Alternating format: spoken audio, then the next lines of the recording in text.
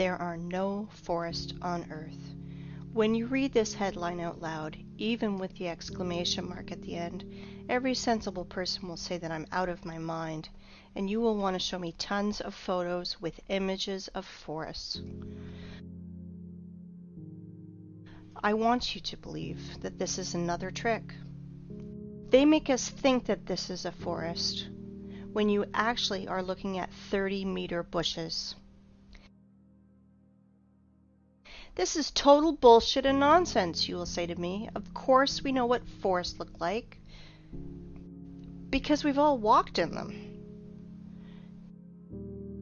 Well, I expect that's how you will react, and that's fair, but after watching this video, its headline won't seem so strange to you, because you will reverse your concept of forests by 360 degrees.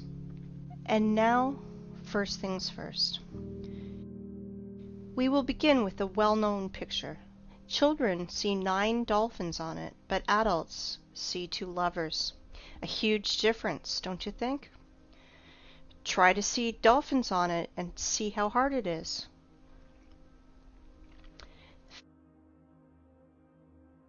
Feminine fruities just won't transform into dolphins for most adults. And that's funny because it's the opposite for kids. There is only one picture, but we see it completely differently. What is more, children and adults can't exchange perceptions. Why is this the case? It is simple. Eyes see the way the Matrix ordered them to, but that's not the way the real world looks. Our eyes become traitors over time. We were blinded while in childhood. The outward world is quite different. We see things through a prism of habit and experience. And this prism distorts everything completely. At 30 years of age, this prism works to protect your mind. And at 40, you could go crazy without this prism. Do you think I'm exaggerating? Look at this photo. I'm claiming that it is from a mesa that was formed from a magmatic melt from the Earth's depths about 200 million years ago. You think I'm out of my mind? Maybe you're out of your mind. You will understand soon. We'll come back to this plot of grass later. For now, remember how we bumped into this old stump. Sometimes humans even try to take photos trying to hug the unhuggable trunk of a tree. But really, think about it. Old trees are a rarity. They are all registered, they are tracked, and are being kept in reserves, like memorials of nature. There is an uproar on the internet about forests. Why all forests in the earth, even in Siberia, are not older than 200 years old? Where are all the giants? It is right that the people are in an uproar about it, but I want to look at the problem from another angle, from the side of the Earth's poles. The thing is that even Soviet biologists found strangeness in the poles, and unnatural amounts of water kept in the ice and snow, and there's an unnatural percentage of carbon dioxide in the world's oceans. This abnormal concentration tells us exactly about a worldwide fire of the past. Using simple math, those scientists come to the conclusion that those fires carried away 99% of the Earth's biosphere.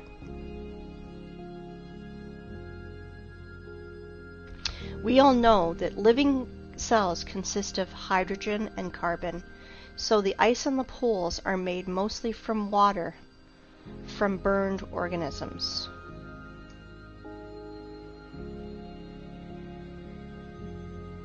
And now, think about this number, 99%.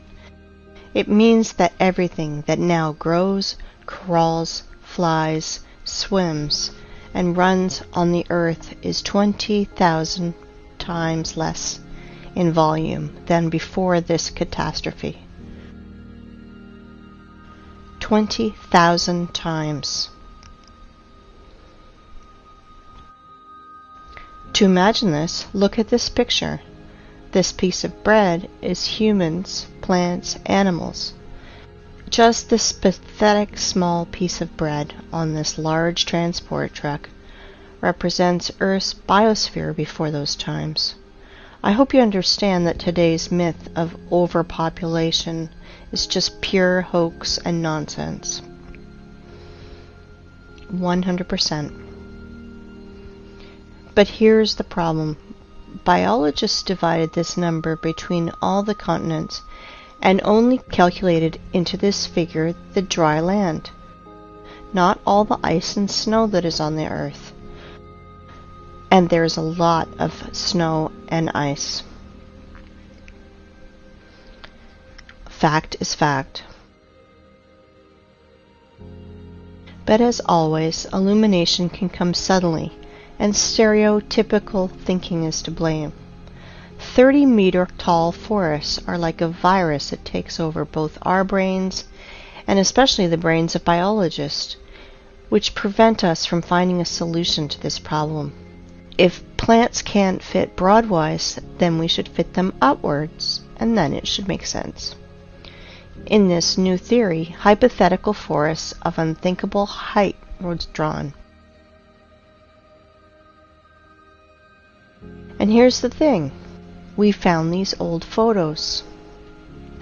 This is the vandalous felling of the sequoias in the California redwood between 1880 and 1920.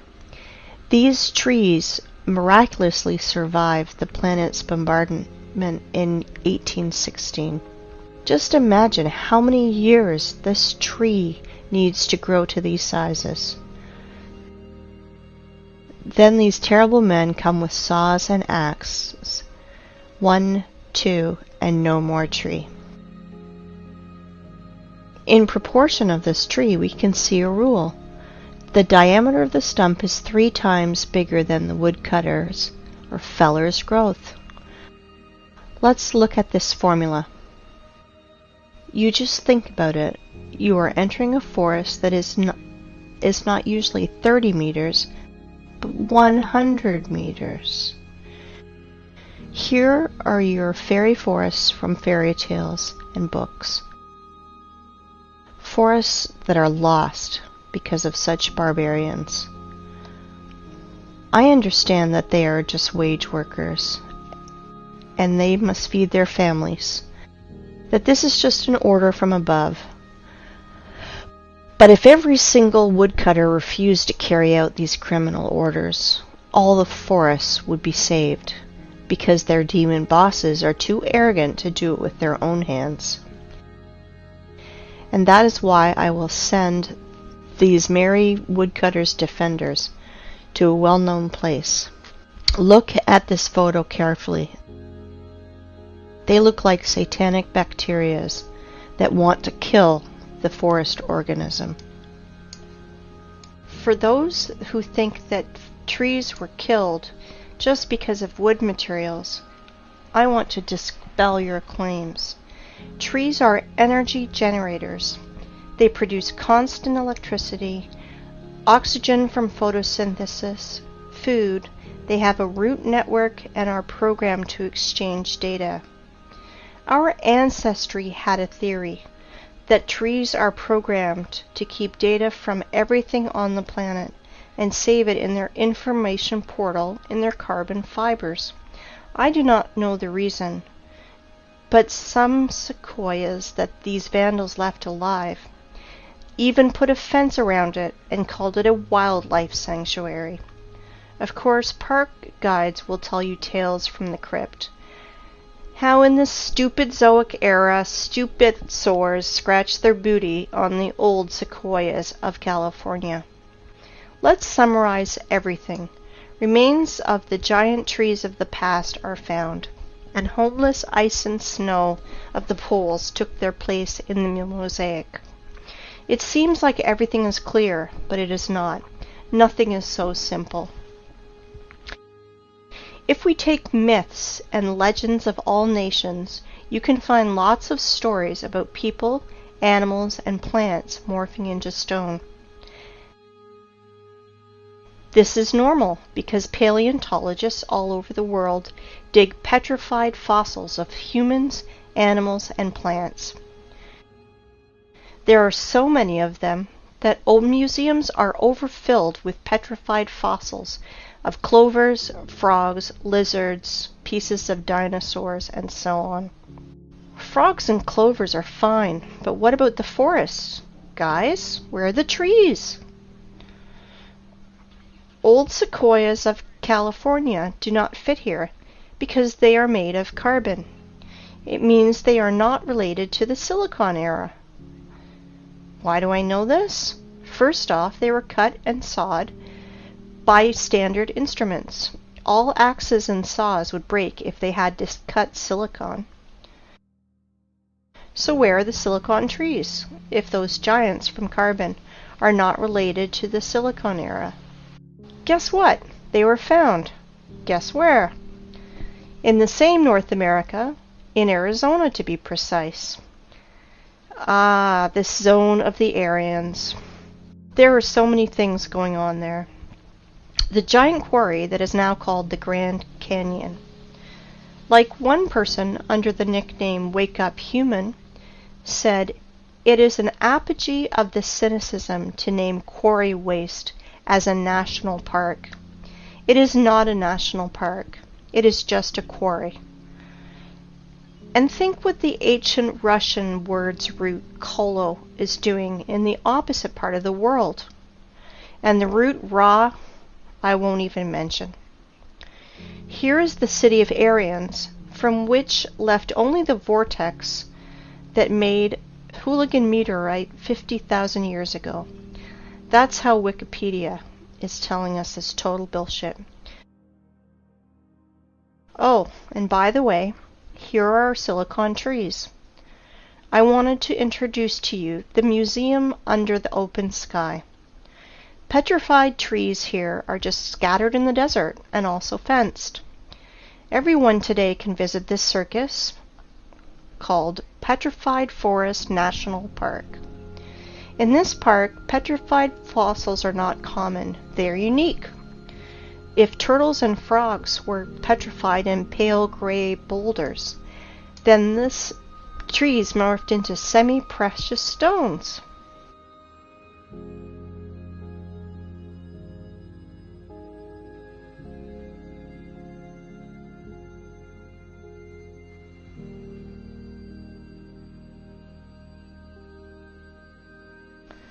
Beautiful stones, aren't they? It is time to take stock. All our forests are young and do not grow higher than 30 meters. Remains of fairy forests were found in the sequoias of California, and biologists put poles of ice and snow in its place. We found petrified fossils of the Silicon era and trees from precious gems. Now everything fits together, right? Or no? In a perfect world, everything fits. In our cursed hell, nothing fits.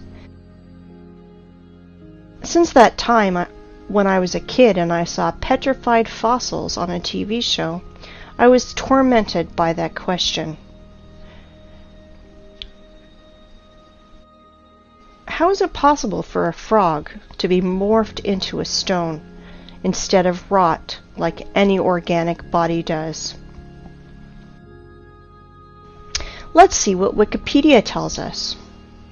Special rare conditions must be met in order for the fallen stem to be transformed into fossil wood or petrified wood.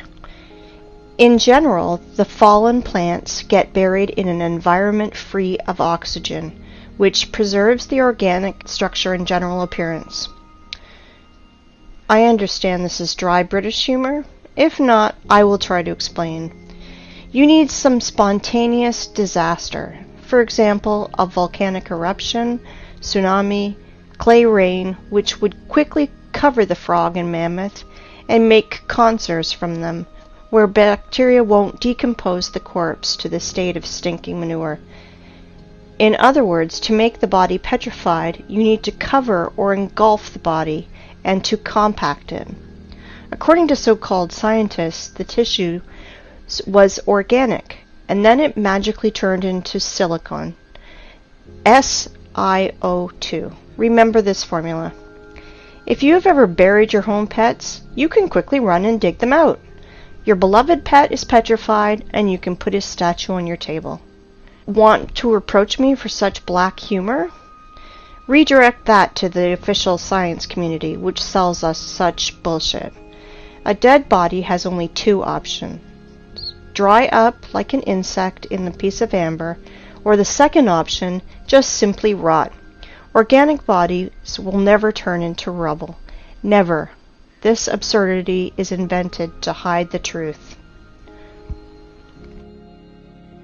Magical morphing into stone is a little thing. Transforming wood into semi-precious stones, this is where the lies and ignorance become uncontrollable. Tell me how a stick of wood can become a semi-precious stone. You may have no answer, but I do, and we will discuss this later.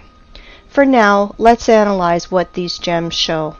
I do not know about you, but I am confused by 3 points. First of all, according to the official story, these trees lost in an unequal battle against a neighbor volcano. Attention, 225 million years ago. But wait, there's more! This wood not only burned and held fire, not only rotted into the wet ground, against all the laws of physics, chemistry, and biology, just transmorphed into precious gems. David Copperfield is nervously smoking on the sideline. But this is not the end. Trees are not broken. Trees are sawn into even, accurate pieces. Well, I want to know the name of this brand of chainsaw that Aborigines use for this. I am joking, of course, but the conclusion is that this is not a museum, but stage theater. These trees were sawn and brought here by someone. You know, only a true fool would believe in the magical transformation of wood into precious stones and gems. Here's another question. For what purpose did they make this circus with all these scattered pieces of silicon life form? And did you pay attention to how small these silicon trees are? They are incomparable, even with the sequoias of California. But this one is simple. They are not trees. They are trees' branches, giant silicon trees. And these trees were so big that American sequoias near them look like sticks near the baobab. And while tourists are freaking out over these precious gems, no one is paying attention to the background, because everything is hidden in plain sight. To understand what I'm talking about, let's return to our favorite plot of grass. And I want to ask you, what do you see? A tree stump in the daisies? But I continue.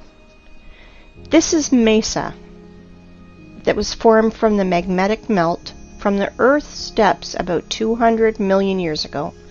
Do not believe me? And now?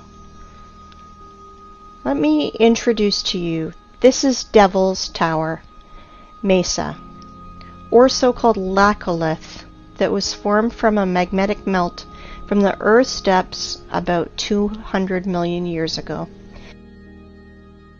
At least that's what Wikipedia tells us. And billions of people believe that this is mesa, laccolith, or a mountain. Really? Let's come closer to our tree stump. to look at his fantastically inexplicable columns. Let's look in the Wikipedia ones again. Igneous rock is formed through the cooling and solidification of magma or lava. Really? What a smart magnetic melt! It's just stood still and froze in the appearance of a perfect hexagonal column for 300 meters in the sky. You can synchronize your instruments with these miraculous columns. Were they squeezed out of cream injector, then tied in a bun like a broom, and then a big giant fan blew near to help the columns to curdle faster? Maybe the columns of Parthenon or Isaac's Cathedral were built in the same way. Gentlemen scientists, are you out of your mind writing this garbage? Humans, are you out of your mind believing this garbage? Claiming that this geometrical masterpiece appeared as the result of a lava fountain is the same bullshit as claiming that a racing car appears on the track because of an explosion at a Ferrari factory. Have you ever seen what a fountain of lava looks like? In those times, lava had artificial intelligence. Really? Comparative analysis. All columns are hexagonal. Why exactly hexagonal? Because the universe's masterpieces are built in this form. There are no snowflakes exactly the same, but all of them are in a perfect hexagonal shape. Bees, too, without the knowledge of mathematics, correctly identified that the regular hexagon has at least perimeter among all the other shapes of equal area, so you can fill the shape most efficiently. When bees build honeycombs, they instinctively try to make them as roomy as possible and spend as little wax as possible. Hexagonal shape is the most efficient, economical figure for building honeycomb. Blind sheep cannot understand that our universe is fractal. That is why there is no difference in what scale you study it, in the scale of a mountain or the scale of a tree that everyone has outside their window. And now let's open a botany textbook. Let's find the structure of any plant and let's compare it with our giant stump. We won't go deep into this. We only want facts that fall into our hands from the stump's photos. So it will be useless to try to argue against those facts. I want to introduce you to the cross-section of a stem of flax. Well, gentlemen biologists, are you noticing anything? No? Look, it seems like honeycombs in the middle. Wowzers, and they are all hexagonal. Well, what a coincidence. If we remove skin around this flax, our stump skin is the same. Let's look at the small rocks around it, and guess what? Flax looks exactly like our stump from the bird's eye. They look identical. Exactly. The stump's fibers, like the fibers of the flax, has a hexagonal shape that is strictly preserved. It is geometrical the entire length of the stem, and that is as much as 384 meters. I want you to pay attention. The stump's fibers are even stricter in their proportion, as we learn from the botany textbooks. They are no different for the whole length, but are relative to each other. It is a branch of armature hexagonal cross-section after leaving the metal rolling mill. The fibers are not attached to each other, since they freely exfoliate and fall as the stone erosion goes. Each fiber out of our stump is covered with a thin skin, exactly like fascia, a thin sheath of fibrous tissue enclosing a muscle or other organ. As you see, petrified skin contacting winds and moisture is cracking, exfoliating, and showering, and this is direct evidence that the fibers of the stump consist of at least two components placed inside each other. Fibers do not go into the ground vertically. They gradually bend to transform into the root system like every tree does. As you can see, the official story of spontaneous and accidental solidification of lava is 100% bullshit and falling apart quickly. In 1977, Hollywood made a film called Close Encounters of the Third Kind, with Devil's Tower playing the main role, where we were told 100 times that this is a mountain where we can meet aliens, but this garbage is suitable for fools only. But where were your eyes, gentlemen? Hey, biologists, geologists, paleontologists, are you here? Do you study the world in a welder mask? And now, let's find out the height of the tree, which was a stump one day. Let's use the formula that I mentioned earlier. The diameter of our stump is 300 meters at the base. So if we calculate 300 over 20, we will get the height of, are you ready? 6 kilometers, 19,685 feet. Just think about it. Everything is learned in comparison. I think we can put a big fat dot in here. Devil's Tower is a giant stump of a giant silicon tree with all the attributes of a normal stump that everybody's seen. But we should not underestimate the matrix that keeps all the cattle in the stables. I am sure that after such clear evidence, there will still be deep sleeping people who will ask for more. If you think that that's all my arguments, I want to disappoint you, because I have so many trump cards up my sleeve, and I will enjoy every moment that I will throw them on the table. Well, we figured out everything about this stump. Let's move to another one. Yes? And you thought that this was the only one? You just need to remove your blinkers and you will see so much.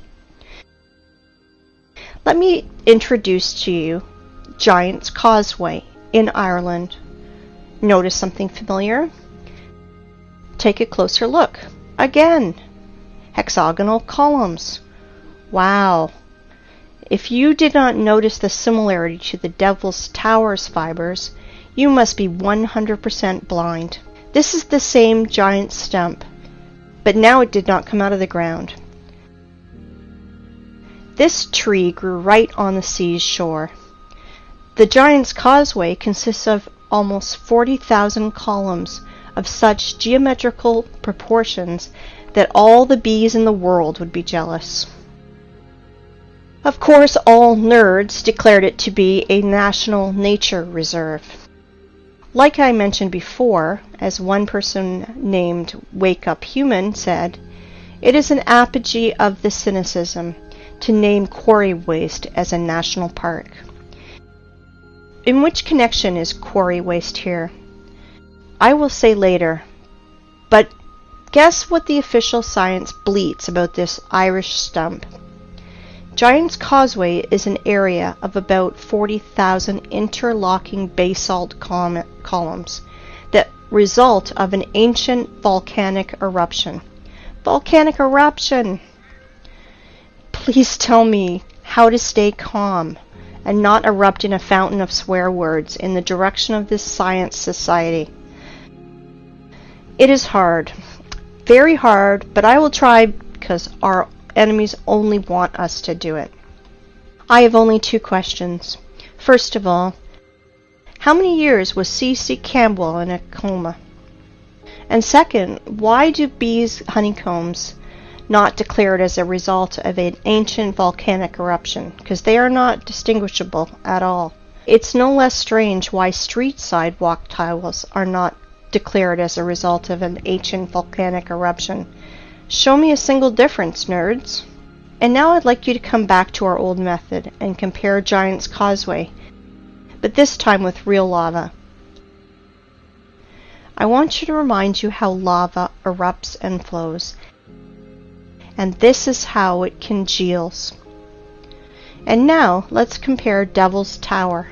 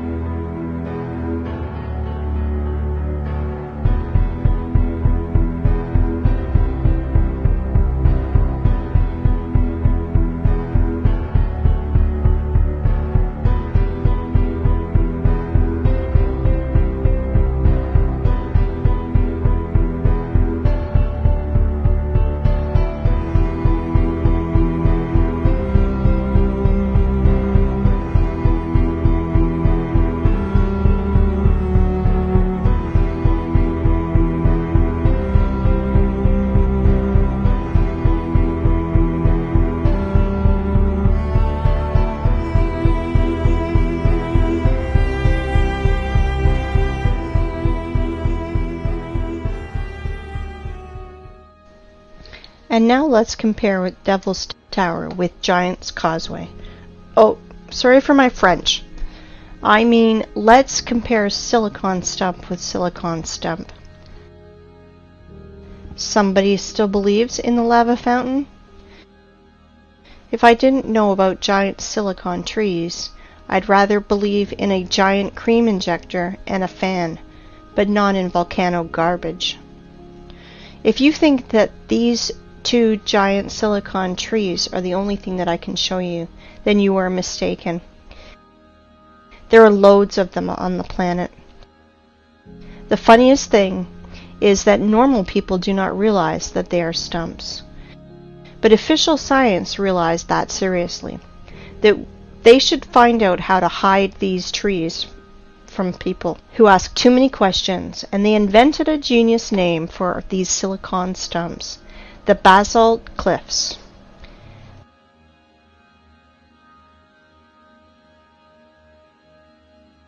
I want you to pay attention to these two pictures, where fibers hang from the ceiling. How can volcanic version explain that? Lava was dripping, but its drops did not fall to the ground. The drops stuck by their hexagonal honeycombs to the major neighbor drops, which somehow reached the ground. Look at this picture. Just an everyday photo with this girl. It's good. But the only thing she does not realize is that she's sitting near the stump of a silicon tree. All artifacts are in plain sight, but the prism of the matrix do not allow us to see 9 dolphins. There are tons of silicon stumps in the network. You can research this topic yourself. Google will help you.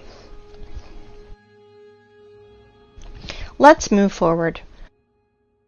I want to introduce to you one more hexagonal miracle of the earth that is of silicon nature. I want to introduce you to the biggest salt lake in the world, Salar de Uyuni in Bolivia. As you can see, not everything is so simple as it is written in textbooks and shown on the Discovery Channel. Our tradition wanted to show you what Wikipedia is telling us about these hexagons. But the fibers of silicon stumps, Wikipedia is changing it a bit. About the hexagonal structure of South American Lake, it is keeping silent, like a fish, like there's none of them. But they are there, absolutely there. You won't believe it, but Wikipedia is not the only thing that's silent. After hours of research, I found nothing about this hexagonal structure. And only in one place I found a single phrase, like, "Look, how interesting this dried and cracked salt." And then I fell into a stupor. First of all, under the blazing sun's rays, every surface cracks like this. But not in hexagonal shape, like honeycombs. Secondly, cracks are deepenings between the fragments of surface, but I see elevations. And this is opposite to the cracks. It looks more like fiber fascia, like the silicon stumps one. And the third thing, why is all the salt surface in exactly a hexagonal shape? If the official story is not a sensible explanation, let me tell you my opinion. As Wake Up Human says, there are no salt lakes, just sludge settling tanks. I agree with him, but this is not the case. And here's why. I think that you've already realized that honeycomb's hexagonal shape is an attribute that belongs exclusively to living organisms.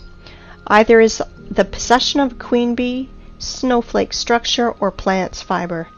As we see with our own eyes, Salar do Uyuni is not just a giant layer of salt.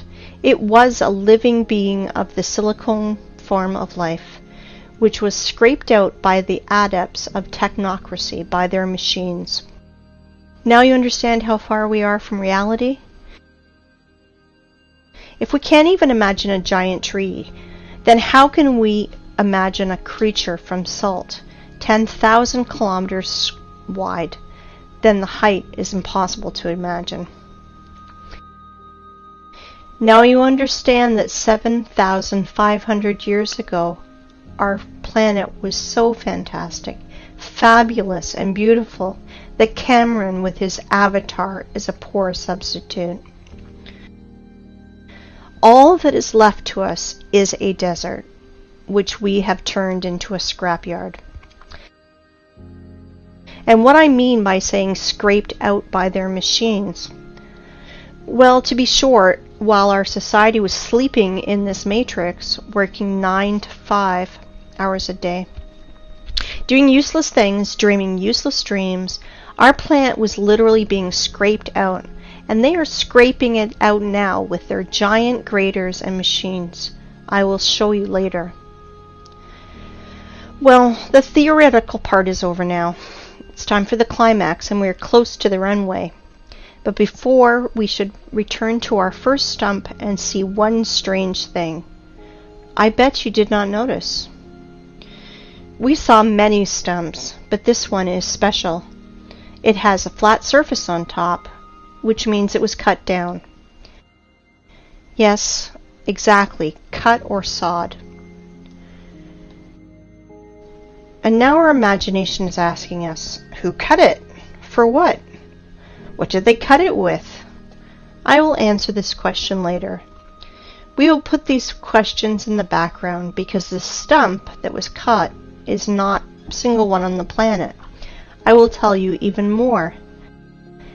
Devil's Tower is a small one compared to the others. Boys and girls, our aircraft is ready to fly. Of course. Well, we have no course. We will fly around the planet. Fasten your seatbelts and better hold on to the handrails, because everything you will see will overturn your notion of rocks and mountains. Let's go! While we're flying, let's play a game.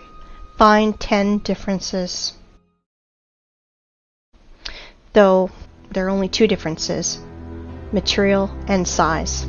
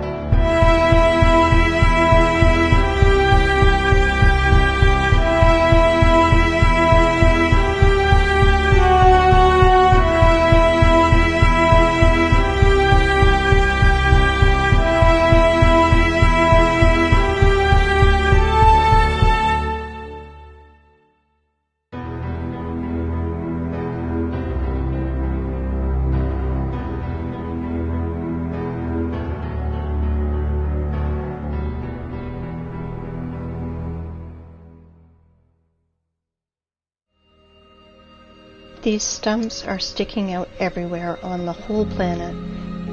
There are hundreds of them. Scientists call them mesas, which means table in Spanish, because they have a flat peak, flat as a table. Well, cool, stumps. And now let's remember the beginning of our conversation. We thought we saw forests and even walked in them. So what does it matter if they are only 30 meters high? Is there a difference? We're pleased with the one we have left. We enjoy its beauty. We are accustomed to these forests, so we don't need another. Then we discovered that the old forest was preserved in the U.S., which is described in fairy tales and myths, giant 100-meter sequoias. This is the picture our mind draws when we hear the words fairy forest. Let's think about the sequoias in California and the prism of matrix forces. Otherwise, our mind's protectors will melt, because Devil's Tower is actually a 6-kilometer high tree. But realize that Devil's Tower is a young plant compared to other trees on our planet. For example, this mountain in Cape Town in Africa is really impressive. This plateau is 3 kilometers in diameter. If we multiply 3 by 20, we will get a tree of 60 kilometers high. Do you have any clue how big its branches are? On one of the branches, you could easily place a huge residential area with all the shopping malls, schools, and parks. Just imagine how huge it is. Of course, your mind will never see that this mountain in Africa is really a tree that is 10 times higher than the Devil Tower tree, 60 kilometers higher. But guess what? That's not the limit. In the work of Russian scientist and poet Alexander Sergeyevich Pushkin, we can read about giant fairy oaks that was on the Bayan Island near Lokomori, and we now believe has been killed by our government. That oak was supposed to be the center of the earth and was some 100 kilometers high. Not sure how high, but for sure higher than the Cape Town one. This oak was the biggest plant on Earth. Remember in the beginning I mentioned our prism of the mind that helps to preserve it but distorts reality? Ask any person to show you trees on the right photo, and he will immediately put his finger on the green on the ground. Without noticing that it's only pathetic bushes, it looks more like moss in comparison to this size. But definitely not a forest. Now you understand why we can't find 9 dolphins? But do not dwell on fish and stumps. Once again, I urge you to think in planetary sizes. If instead of dolphins and stumps, we see lovers and mountains, imagine what is hidden from us with a curtain. That is why the apocalypse is translated as curtain opening. Do you understand now why I mentioned this matrix prism in the beginning? Through which we are looking, and it turned out that we see nothing. The real world is different. I can call today's state of society a real dream, and the sad part is it is not figurative. You know, in the Russian language, the word tree is spelled D-E-R-E-V-O, de-re-vo. The word ancient tree is spelled D-re-vo, and the word ancient trees is spelled de revnost. It means in Russian language, the language of the Aryans, time, when giant old trees grew. Interesting, isn't it? Well, let's put all that in our pocket and continue our flight. I think you will ask me, and maybe it's time to ask questions. Who cut down this forest? Why did they cut it? What did they use it for? No, it is too early to ask that. We know that the whole face of the planet was covered by giant vegetation. So we can ask ourselves, where did all the other forests go? The thing is that this so-called mesa are just single ones, because only the best were chosen for cutting. Whole other forests up the planet were laid down by blast waves. We reviewed only stumps with flat peaks. Does anyone remember how not cut but actually broken trees look like? I will remind you. Understand my hint? Let's play the game again. Find 10 differences.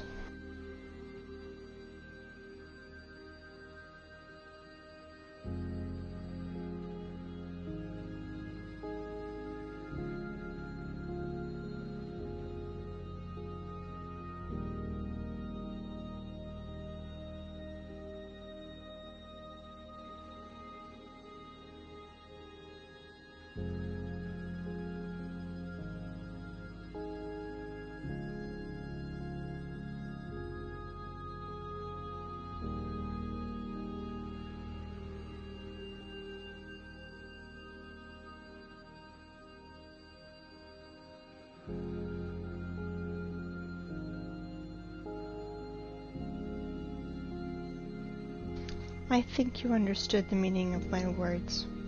So I want you to look at the highest stumps of our planet. They were mined like a quarry and were broke by blasts. For example, the tree Everest.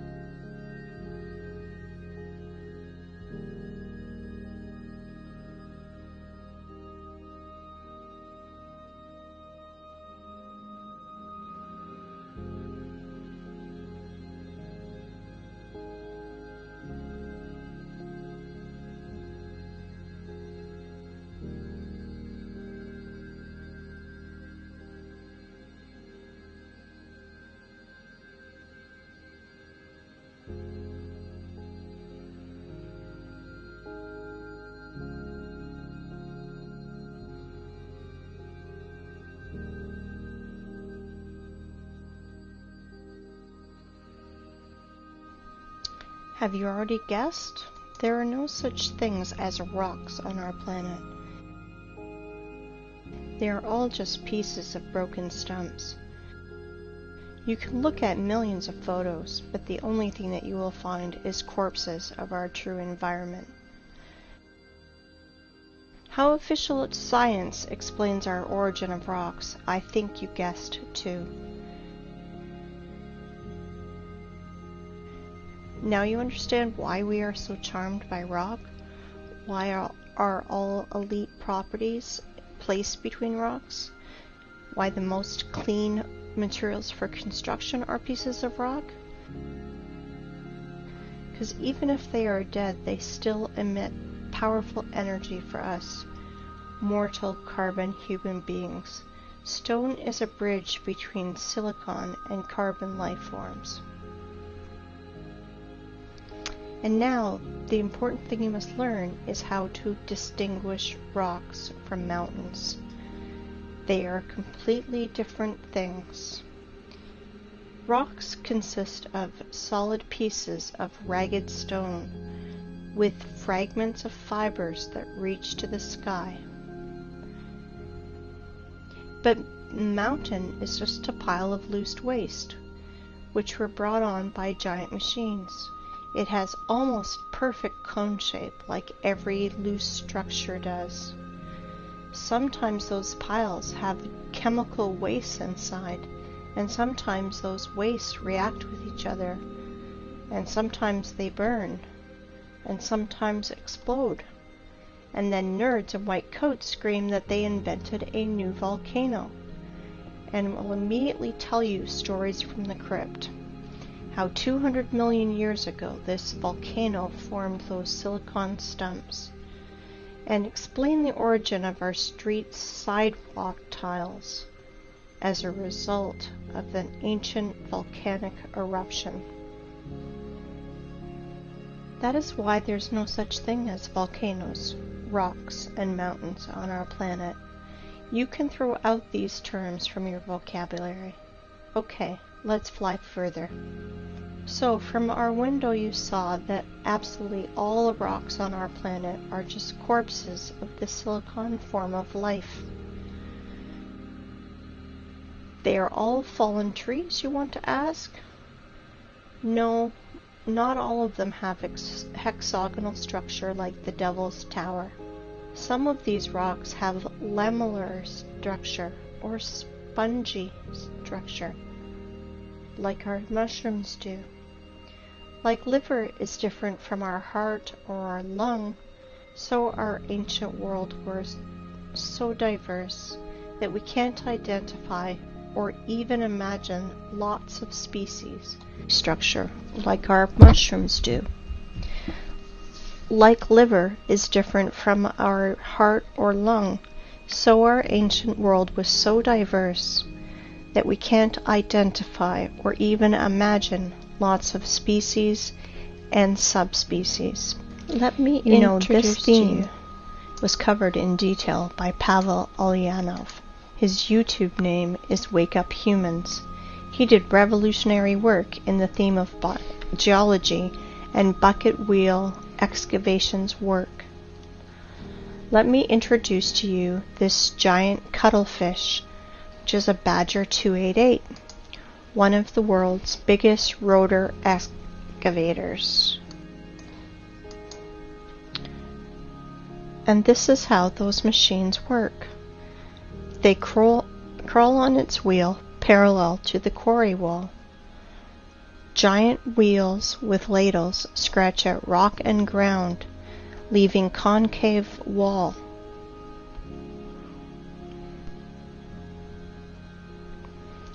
Geologists must be hypnotized in schools while they are students, because why else would they call quarry waste miracle of nature? Like, for example, this cliff in Australia. Want to laugh? If you do not believe in the idiocy of this last stage, just Google wave rock and check the official explanation. 100% unbelievable how people buy into this. Some people will ask which stone was part of the living plant and which not. I want to tell you that at least 7,500 years ago there were no such things as stones. Everything you find now was part of our ecosystem. But then people said they want to be gods themselves, and they screwed everything up.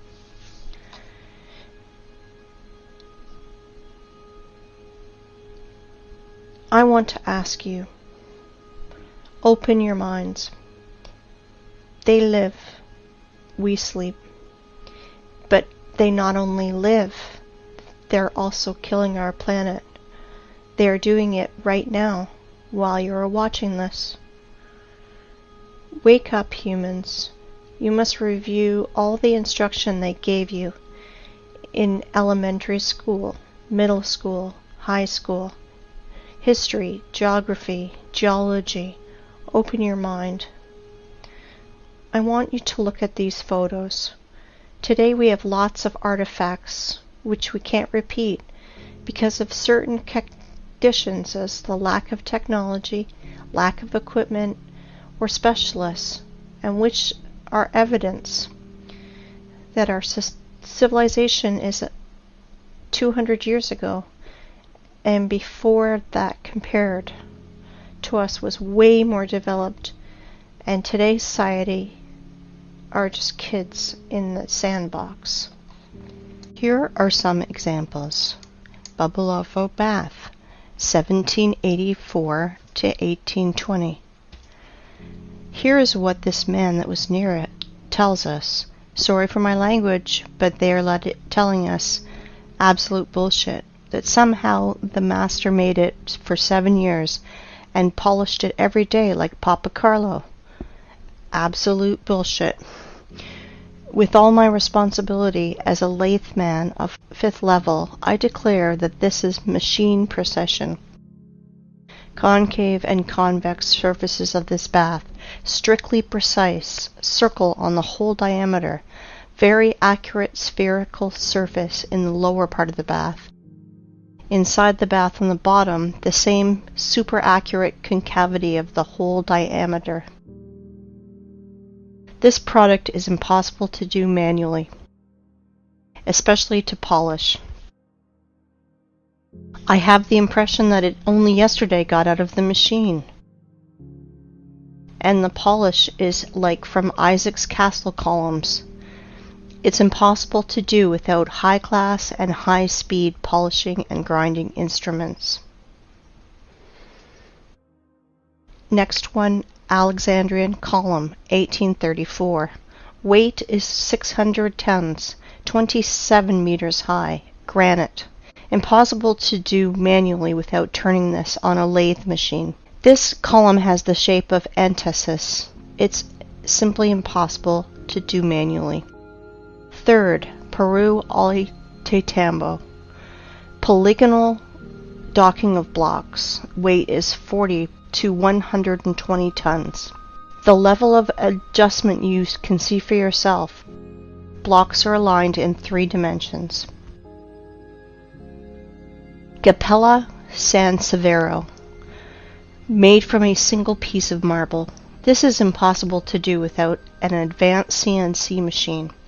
For the last 50 years, there was nothing even close to the complexity of this execution. Nothing has been done by any sculptor, even with the advanced CNC machine.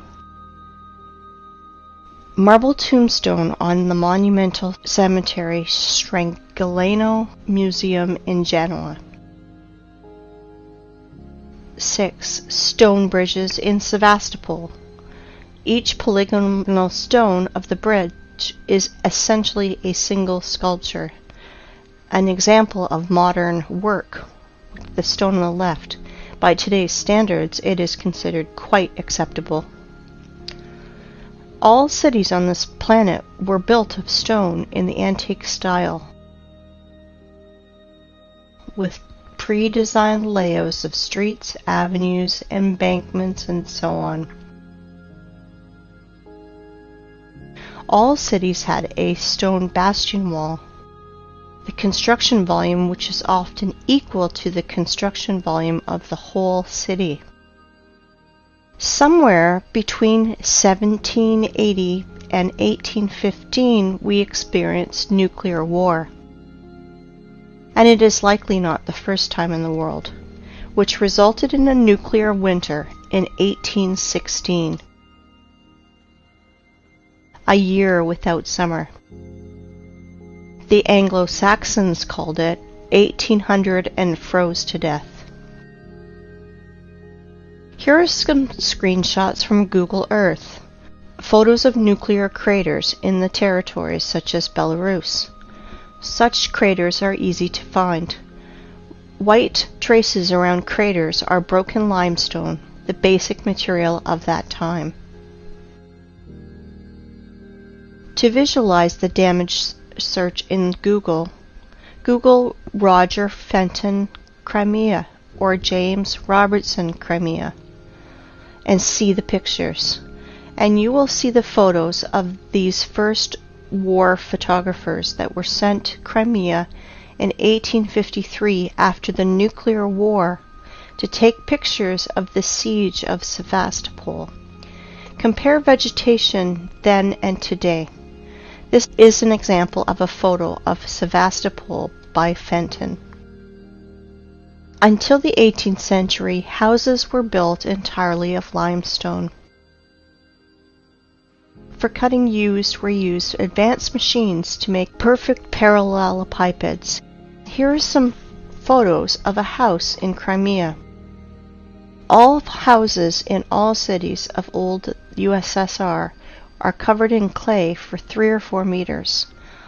All houses that are deep in the ground for 3 to 4 meters and have such good quality.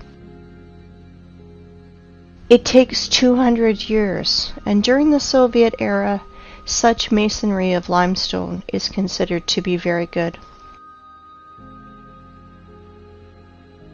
This is Eski Kermen. Illiterate guides will tell you that this is one of the cave cities of Crimea, where people lived.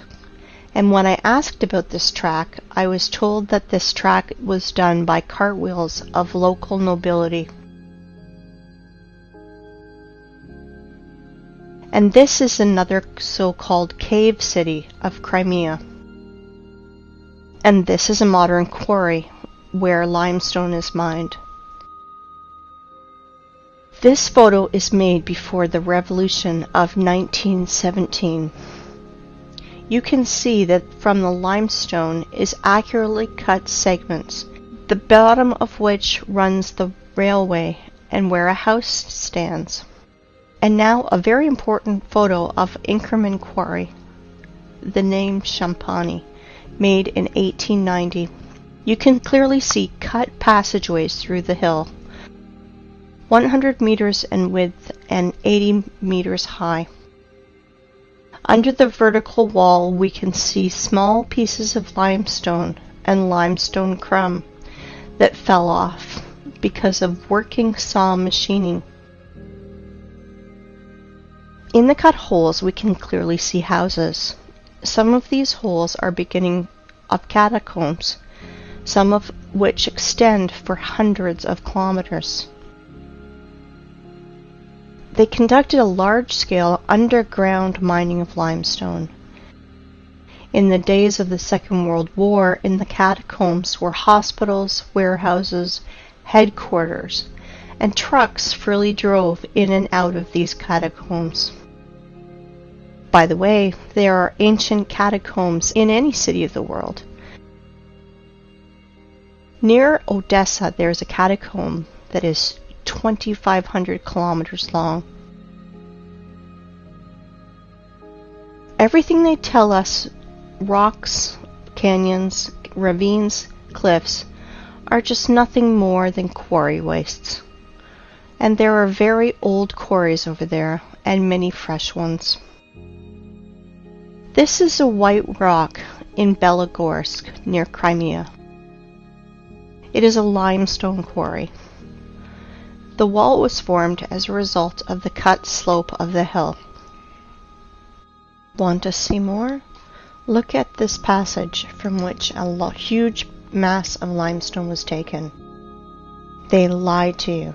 And guess what they call it? They call it the Valley, a beautiful wonder of earth. Check this out. This is an old photo from the 19th century. The mound of the vertical walls of limestone chips are not yet overgrown with vegetation. This is an old painting from the year 1855. We can see ancient giant quarry wastes in the background.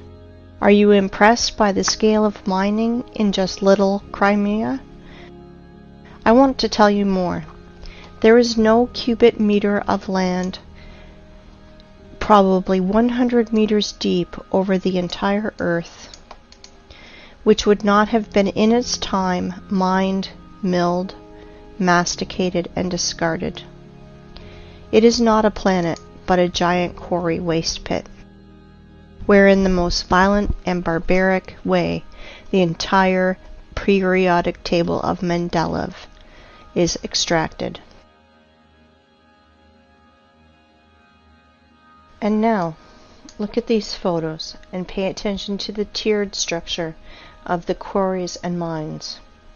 The rotor excavated tiered cuts are massive. It is a formed structure with right angles when viewed from above.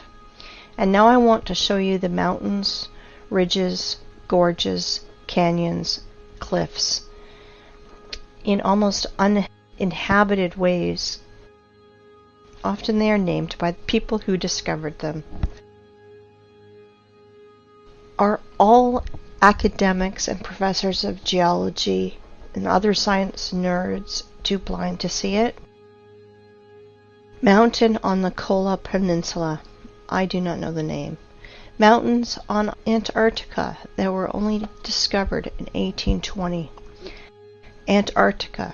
Here are even the traces of the heavy machines and equipment. Greenland.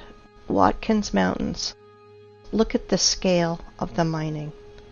Greenland. The flight from Frankfurt to Los Angeles. Gunbjorn. The highest mountain in Greenland.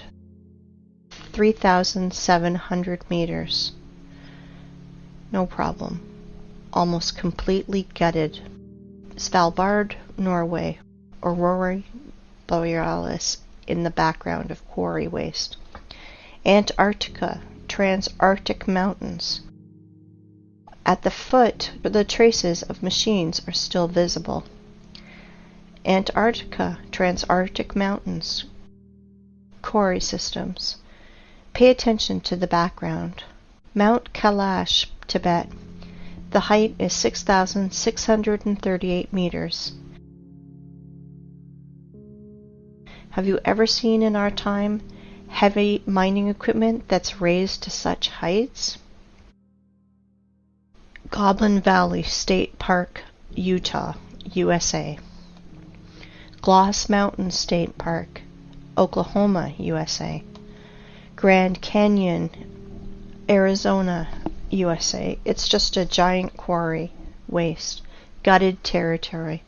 Millions of tourists think that they are looking at a miracle of the world because they were told so. Quarry, Grand Canyon, Arizona, USA. Nowhere can we find traces of water erosion, only the shock explosive impacts on the silicon vegetation. Quarry, Rock Spitzberg. Quarry, Grand Canyon. The cut of the stone with a circular saw. Quarry in Australia, Blue Mountains. Blue Mountains from another angle. Blue Mountains, the vertical wall. Compare it with the marble quarry in the Alps. Marble mining in the Alps. Giant quarry. Do not know where. This photo is offered as wallpaper on your desktop across the internet. Caprock Canyons State Park, Texas. Again, a national park created from exhausted quarry wastes in the USA. In some quarry wastes where there is a lot of moisture, people do farming. Banao rice terraces. Again, Banao rice terraces. And this is Canyon de Chelly Nation Monument, USA. The saws apparently did tunneling. The so-called Painted Hills in Oregon. Mountains Ravine, South Africa. Orange River and Mountains. Timna National Park in Israel, just a quarry. Quarry, Green Canyon in China. Flooded quarry, Charak Reservoir in Uzbekistan. Flooded quarry, another angle. As you can see, there are no natural rocks, mountains, cliffs, and gorges on this planet. You know, while people argue on the internet how flat the earth is, like a pancake, or maybe a little concave, our masters are literally devouring our home and turning into a desert and a scrapyard.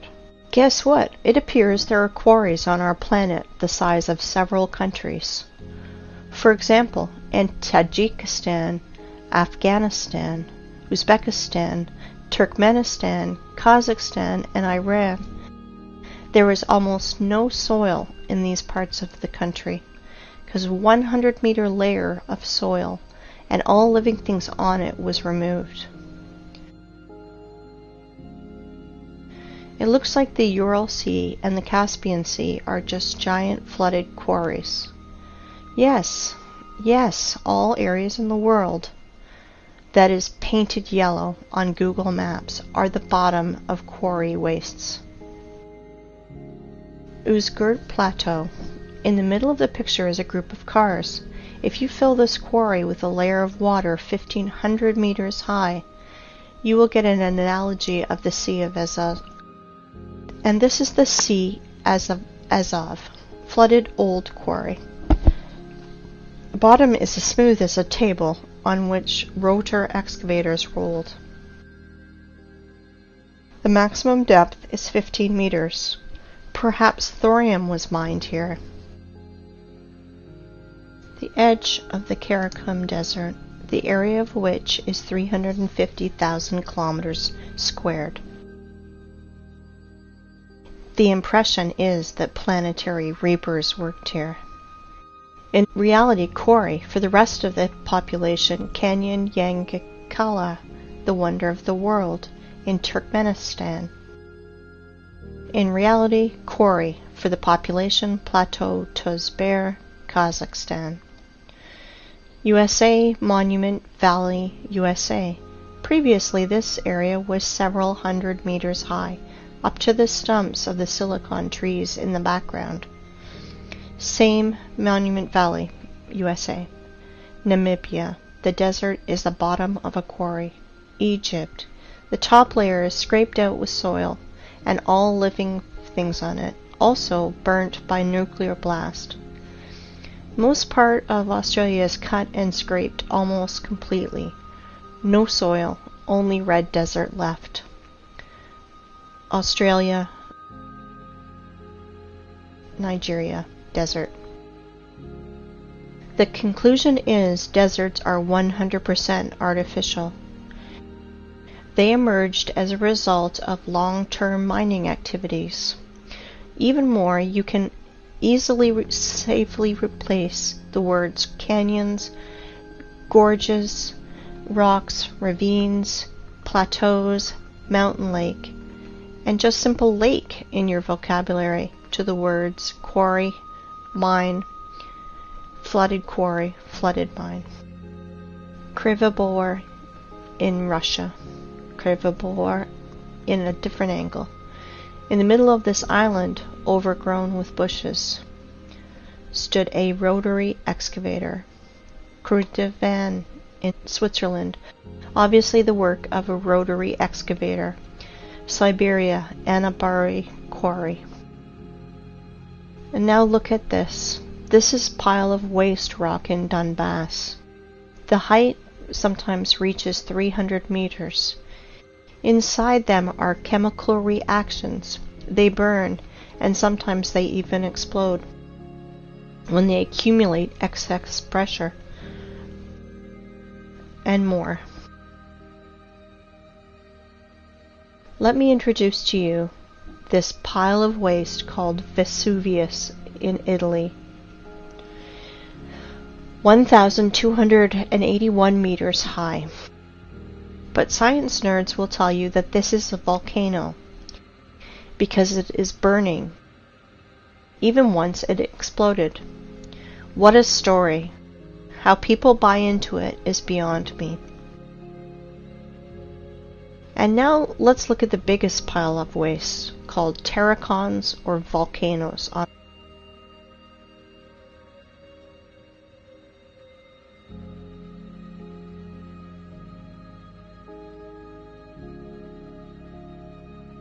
This is Terracon in Fujiyama in Japan.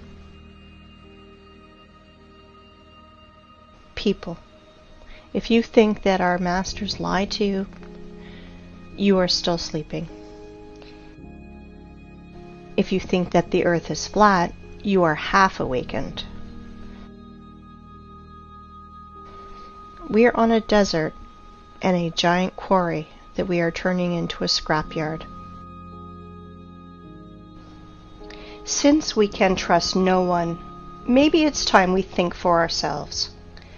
Really think about what you've been told your whole life and question everything.